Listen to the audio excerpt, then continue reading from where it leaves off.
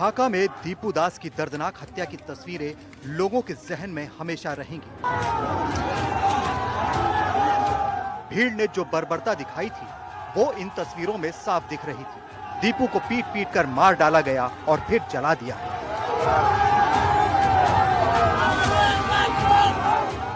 ढाका से 1.5 घंटे की दूरी पर दीपू दास का गांव है। एनडीटीवी की टीम दीपू दास के घर पहुंची। दीपू के परिवार वालों का दर्द शब्दों में बयां नहीं किया जा सकता। बताया जा रहा था कि दीपू दास के एक सहकर्मी ने ईशनिंदा का आरोप लगाया था, जिसके बाद उस पर हमला हुआ। हालांकि बाद में अधिकारियों ने कहा कि इस बात के कोई सबूत नहीं मिले कि दीपू दास ने ईशनिंदा की थी। जब एनडीटीवी की टीम दीपू दास के घर पहुंची तो दीपू के पिता ने भी एनडीटीवी को बताया कि उनके बेटे को नौकरी मिलने में किस्मत का साथ मिला, क्योंकि लॉटरी निकाली गई थी। दीपू बीए पास था और प्रमोशन के लिए भी तैयार था, लेकिन जिन लोगों को नौकरी नहीं मिली उन्होंने उसकी हत्या की साजिश रची। उन्होंने उसे कई बार जान से मारने की धमकी दी थी। वो उन्हें अपनी नौकरी कैसे दी? इन्हीं लोगों ने फिर मैनेजर के पास जाकर शायद उसे रिश्वत दी। उन्होंने अफवाहें फैलाई कि दीपू दास ने ईशनिंदा की है। घटना क्या हुआ, आप लोगों को कैसे पता चला घटना के बारे में? ঘটনা আমি জানি না। ছেলে থাকে ঢাকা থাকতো অফিসে, ও এইখানে মেসে থাকতো, মেসেই খাইতো। 2-2.5 বছর ধরে ওইখানে একই কোম্পানি চাকরি করতো। কি নিয়ে কি হয়েছে তা জানি না, কি কোনো সূত্রতাময় আছে না কি আছে তাও বলতে পারবো না। তখন বৃহস্পতিবার দিন রাত্রে কইতাছে দীপুর এই হাল, दीपुर समस्या। मुस्लिम के लिए विभिन्न आलोचना करा वो झूठा है। आलोचना की कोई बात ही नहीं थी, नहीं, सिर्फ नौकरी का था उसका। नौकरी करता है वो, प्रमोशन उठा। उस लोग के बेटा के योग्यता था इंटर पास था, बीए पास था। उसका नौकरी दिया, उसका के रैंक ऊपर उठाने के लिए बोला जो वो योग्यता है, उसके लॉटरी लगा।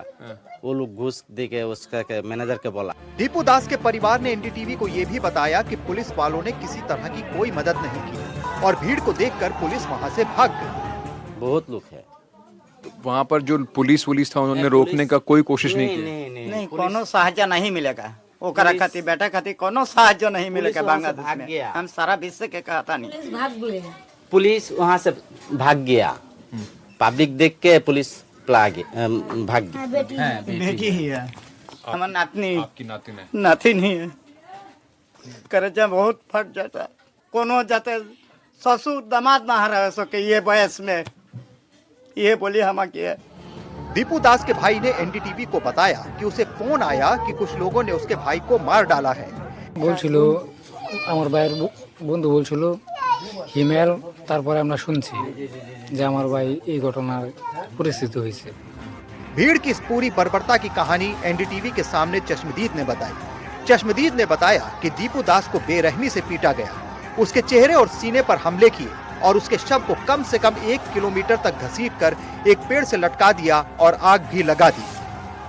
তাকে রক্তাক্ত অবস্থায় গেটের বাহিরেই মূলত এক প্রকার তার নিঃশ্বাস, শেষ নিঃশ্বাস বললেই চলে, এই অবস্থায় তাকে উল্টো করে পায়ে ধরে প্রায় 1 কিলোমিটার জায়গা তাকে টানতে টানতে নিয়ে আমাদের কোনো স্কোয়ার মেইন বাস স্ট্যান্ড সামনে একটা গাছে ঝুলিয়ে রশি দিয়ে বেঁধে, প্রথমে পায়ে বাঁধে, তারপর গলাতে রশি দিয়ে পেঁচ দিয়ে তাকে ডানের যে নেড়া বলে, খের বলে, সেই খের দিয়ে তার বুকে মুখে আগুন লাগিয়ে দেয়। ততক্ষণে হয়তো রশিটা পুড়ে নিচে পড়ে যায়। হাজারো জনতা ছিল সেখানে। কিছু সংখ্যক মুসলিম সম্প্রদায়ের লোক হয়তো এটা ঘটাইছে। আমরা ওই জায়গায় ছিলাম, কোনো কথা বলার হয়তো ভারসাম্য ছিল না। बचाने का कोशिश नहीं किया? হ্যাঁ, বাঁচানোর জন্য হয়তো দূর থেকে অনেকে চেষ্টা করছিল, কিন্তু তাদের যে দুষ্কর্ম এই ভয়ে হয়তো কেউ সামনে প্রকাশ করতে যায় না, কারণ তখন তাদের যে মন মানসিকতা অসুরের মতো ছিল আর কি। दीपू दास की हत्या का मंजर भयानक था। जिस पेड़ से लटकाकर दीपू दास को जलाया गया, उस पेड़ के पास एनडीटीवी की टीम पहुंची। जब हम वहां शूट कर रहे थे तो आसपास हालात काफी चिंताजनक थे। लोग देख रहे थे कि ये सब शूट क्यों किया जा रहा है। 500 मीटर तक मारते हुए अधमरे दीपू दास के शरीर को घसीटते हुए सड़क के बिल्कुल बीचों बीच इसी पेड़ पर लेकर आए और इसी पेड़ पर लाने के बाद उसको यहाँ पर लटकाया गया और उसको आग लगा दी गई, उसके शव को आग लगा दी गई।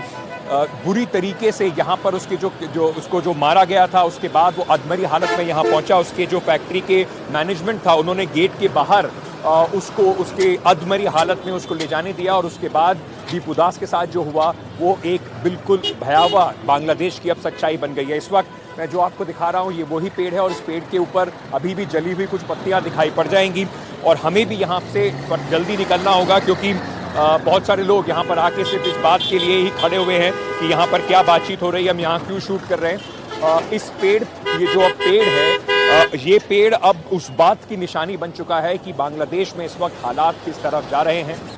29 साल के दीपू दास को 18 दिसंबर को ईशनिंदा के झूठे आरोपों के बाद भीड़ ने बेरहमी से पीट कर मार डाला। इस जघन्य घटना की दुनिया भर में कड़ी निंदा हो रही है।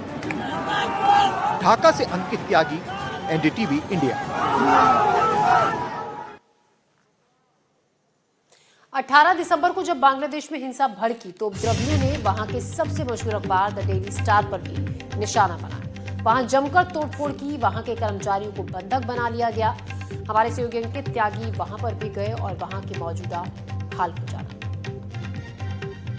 इस वक्त आप बिल्डिंग देख रहे हैं, ये बांग्लादेश के सबसे बड़े अंग्रेजी अखबार डेली स्टार का ऑफिस है। बांग्लादेश में जो अभी हालात, सूरत हाल हैं, उसमें अगर सेक्युलर और लिबरल जो स्वतंत्र विचार वाले अगर मीडिया आउटलेट्स की बात करें तो उसमें डेली स्टार और प्रथम आलो का नाम आता है। 18 तारीख की रात को जब उस्मान हादी की हत्या हुई और उनकी जो मौत की खबर बाहर आई तो उनके जो सपोर्टर्स थे, करीब 150 लोग यहाँ पर पहुँचे और उन्होंने डेली स्टार को निशाना बनाया। डेली स्टार की ये 7 मंजिली बिल्डिंग है जिसमें से 6 मंजिल को आग के हवाले कर दिया गया और ज़बरदस्त तोड़फोड़ की गई। ये सिर्फ इस बिल्डिंग पर गुस्सा नहीं था, जो भीड़ आई उस उन्मादी भीड़ ने यहाँ पर लोगों को मारने की कोशिश की और जो 28 के करीब स्टाफ था जो न्यूज़ रूम के अंदर था, उस स्टाफ के ऊपर हमला भी किया गया और वो लोग ऊपर की मंजिलों में, 7वीं मंजिल के ऊपर जो छत है वहाँ से उनको बाद में रेस्क्यू किया गया। इस पूरी घटना के बाद सूरत हाल इतने ज़्यादा तनावपूर्ण है कि यहाँ के जो जर्नलिस्ट हैं उन्होंने कम से कम कैमरे पे आने से मना किया, लेकिन जो उन्होंने बातें बताई वो बेहद चौंकाने वाली हैं। उन्होंने कहा कि जो भीड़ आई थी वो 3 नारे लगा रही थी। एक कि डेली स्टार हमको रज़ाकार बताता है, रज़ाकार जो कि पाकिस्तान 1971 से पहले पाकिस्तान के प्रो पाकिस्तानी होते थे लोग, उनको रज़ाकार कहते थे जो उनके लिए काम करते थे। और दूसरा उन्होंने ये भी कहा कि ये जो अखबार है ये हमको मिलिटेंट जिहादी बोलता है और साथ ही साथ इस अखबार पे भारत की तरफ झुकाव रहने का इल्ज़ाम भी लगाया गया और उसके बाद इसे आग के हवाले कर दिया गया। चौंकाने वाली बात यह है कि उस दिन यहाँ पर बड़ी मात्रा में पुलिस वाले थे, लेकिन उन्होंने, सुरक्षा बलों ने उन्हें रोकने की कोई कोशिश नहीं करी। मैं आपको दिखाना चाहता हूँ, ये डेली स्टार अखबार है, अंग्रेजी का सबसे बड़ा अखबार है बांग्लादेश का और इसी अखबार के ऊपर, इसके दफ्तर के ऊपर ये हमला हुआ और इससे थोड़ी दूर पर प्रथम आलो जो सबसे बड़ा बांग्ला अखबार है वहाँ पर हमला हुआ। इस वक्त यहाँ पर जो स्टाफ है वो काफ़ी दहशत में है और मैं इनसे बात कर रहा था, उन्होंने कहा कि ये हमेशा रहता है कि जो पत्रकारिता का काम है वो जोखिम भरा होता है, लेकिन इस हमले ने कम से कम एक डर का माहौल ज़रूर बनाया है और एक सवाल यूनुस सरकार के ऊपर खड़ा कर दिया है कि क्या बांग्लादेश के अंदर फ्रीडम ऑफ स्पीच और पत्रकारिता बिना किसी भय के करने का जो स्कोप है, जो स्पेस है, वो अभी भी बना हुआ है या नहीं। मेरे सहयोगी मोमिन के साथ ढाका से डेली स्टार के ऑफिस के बाहर से अंकित त्यागी, एनडीटीवी। बांग्लादेश के खिलाफ लखनऊ में प्रदर्शन हुआ। हिंदू की हत्या के खिलाफ उग्र प्रोटेस्ट हुआ। हिंदुवादी संगठन ने इसको लेकर विरोध जताया। तो बांग्लादेश के खिलाफ लखनऊ में प्रदर्शन, देश भर में इसी तरीके के प्रदर्शन हो रहे हैं। हिंदू की हत्या के खिलाफ उग्र प्रोटेस्ट आया था, हिंदुवादी संगठन ने विरोध जताया।